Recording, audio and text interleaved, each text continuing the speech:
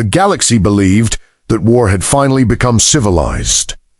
Battles were quiet, controlled, and efficient, fought with flawless weapons that left no mess and no emotion behind. Alien armies used clean beams of light that sliced through armor without sound, without blood, and without chaos. Soldiers fell instantly, and commanders praised this as progress. When humanity entered the interstellar stage, the galaxy assumed we would learn quickly or be removed just as quickly. They laughed at our weapons. Human rifles were loud, heavy, and ugly, throwing fire and smoke into the air with every shot. Our explosives shook the ground instead of cutting neatly through it. To the galaxy, we looked primitive, violent, and inefficient, a species stuck in an outdated understanding of war. The Galactic Command allowed humans to fight only as expendable infantry, placed in front of alien forces to absorb damage, while the real soldiers stayed safe behind them. The first battle was meant to prove their point. Humans were deployed on a harsh mining world, ordered to advance across open ground while alien fleets observed from orbit. Enemy fire struck immediately, and humans began to fall. The commanders expected panic, retreat, and collapse. Instead, the battlefield filled with gunfire, shouting, and something no one had predicted. The humans were laughing. Wounded soldiers dragged themselves forward, joking with each other while returning fire. Others shouted insults at the enemy as explosions tore the ground apart around them. Despite the losses, the human line did not break. It moved forward faster.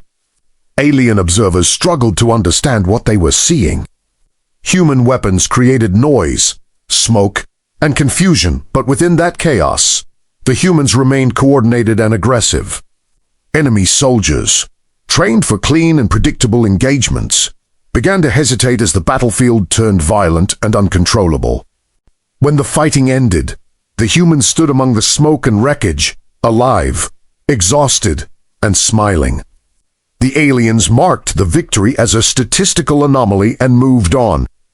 The second battle erased any remaining doubt. On a frozen moon where alien energy weapons malfunctioned in the cold, human firearms continued to work without complaint. The humans adapted instantly, changing tactics mid-fight, using explosives and close-range assaults that shattered enemy formations. Reports from surviving alien units described humans advancing while wounded, refusing medical evacuation, and encouraging each other with dark humor. Commanders dismissed these reports as fear-induced hallucinations, unwilling to accept the reality forming in front of them. That reality became impossible to ignore during the third conflict. An urban war fought in narrow streets and dark corridors where precision weapons should have dominated. Instead, humans turned the city into a storm of sound and fire. Gunshots echoed endlessly, explosions collapsed buildings, and smoke filled the air until visibility vanished. Alien soldiers lost communication, discipline, and nerve. Humans moved through the chaos confidently, calling out to each other, joking, laughing, and hunting their enemies. Survivors later testified that humans did not seem driven by survival instinct but by something far more dangerous: refusal. By the time the Galactic Command called an emergency council, the pattern was undeniable. Human weapons were not designed to be elegant or humane. They were designed to overwhelm the senses, destroy morale, and turn fear into a weapon. Loud gunfire reminded the enemy they were being hunted. Explosions erased the illusion of control.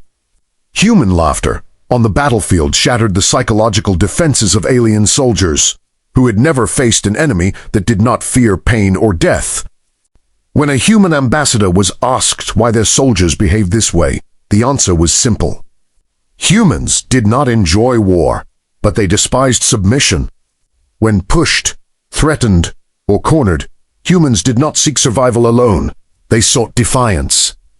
The galaxy learned this lesson fully during the largest war in its history. Alien coalitions were losing ground, their perfect weapons failing to stop an advancing enemy force. Desperate, they sent a message they never thought they would need to send. They asked for humans.